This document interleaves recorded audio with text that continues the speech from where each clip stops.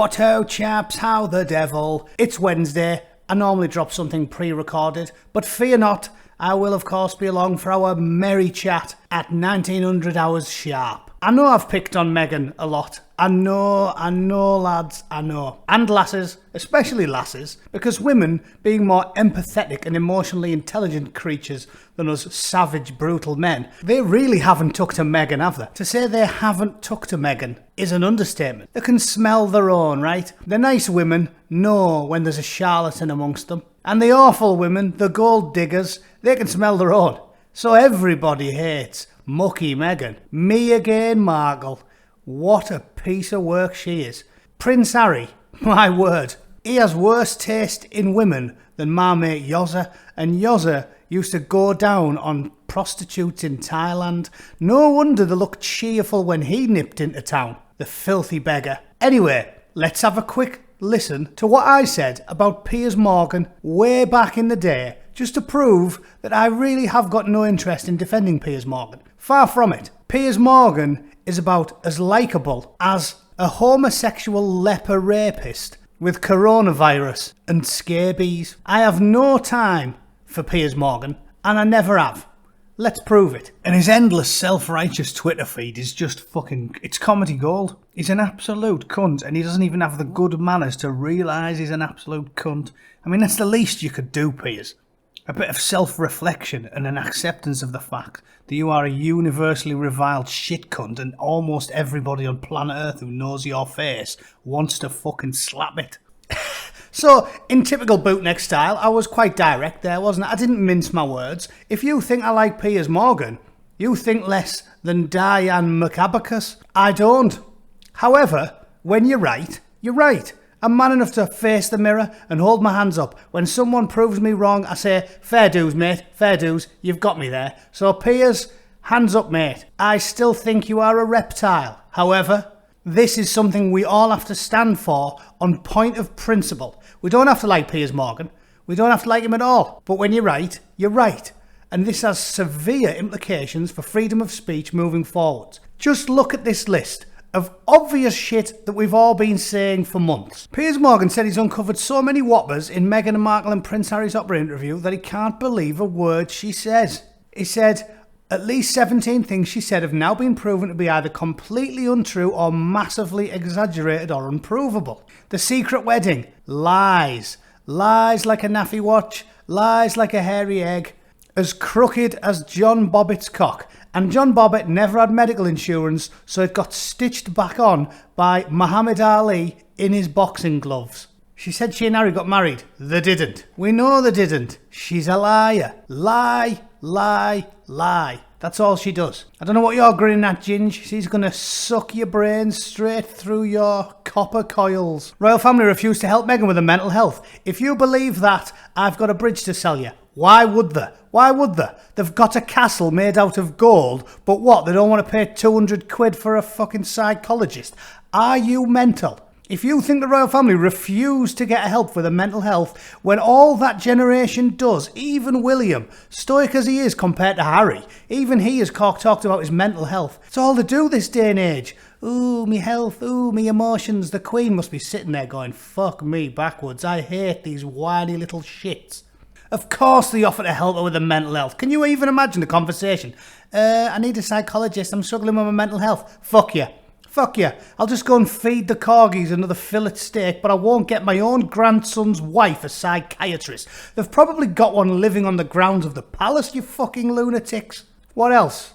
That Meghan was silenced. No, Meghan, you just talked so much inexplicable shit that everybody said, Christ almighty, do yourself a favour, love. Do yourself a favour. Shut your yap. Every time you speak, 100,000 pensioners piss themselves in rage. Be quiet, you silly mare. And look at that dress. Whoever told you that it was good going on the TV in a little black number with what looks like a streak of Harry Monk up the shoulder was giving you duff advice, love. You're supposed to be a princess now, not look like you've just crawled out of a bukkake party in a particularly seedy part of Tokyo. Have a word with yourself. Harry wanting privacy in his LA life. If you want privacy, you don't move to LA. If you want privacy, you don't go, what should I do? I know, I'll move to the most paparazzi happy, famous town, Tinseltown, literally the most unprivate town on the fucking planet. On the planet. He could have moved to buttfuck Alabama and he would have been left alone. Think if he was gambling through the foothills of fucking Vermont, he'd be getting hounded. If you believe that, you'll believe anything. You lunatic. My God, saying you wanted privacy so you moved to LA. It's like saying you wanted peace and quiet. So you moved to Kim Jong's fucking artillery testing range. Are you a psychopath? Meghan had passport taken away by the palace. Course they did, yeah. People, they take your passport like you're in fucking North Korea, don't they? Do you believe that? The guy's the grandson of the Queen of England. Some bloke rocks up. Passport, bitch. Not happening. Not happening. She had a passport taken away so she couldn't fly, but she took 14 flights, some of them on a private jet, while she was simultaneously lecturing us about our carbon footprint. Unbelievable. 14 flights without a passport. Do me a favour, you absolute barn pot. Seriously. When she got her last round of Botox, they must have just squirted it straight into her fucking brain. Archie was refused to tax. What, is white skin? Weird. I always thought the royal family was white.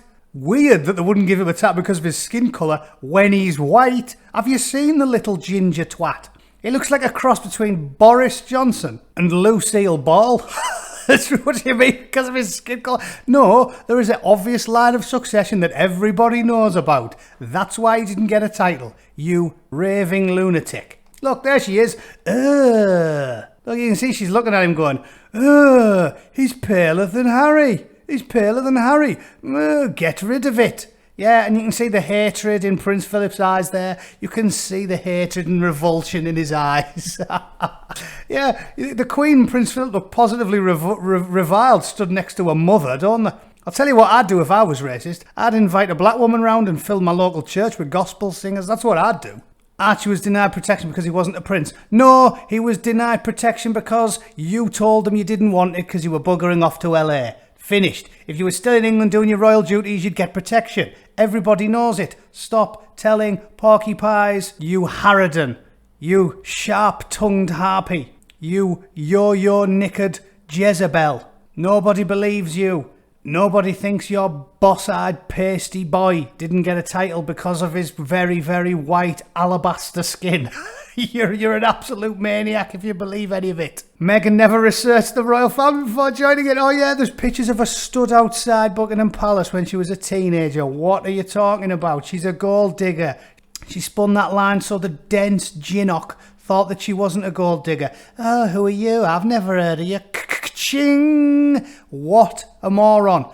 I used to like Prince Harry. He single-handedly turned me into a Republican. That's how much of a bell end Prince Harry is. And his vile harridan of a wife. Oh yeah, and get them medals off Ginnock. We both know you didn't earn them. He was so far in arrear in Afghanistan, he had to send his socks forward to get washed. Anyway, I'm not doing any more. There is no need to go through every single thing they said. The point is this. It's a very simple one. Journalists' job is to be journalists and investigate things.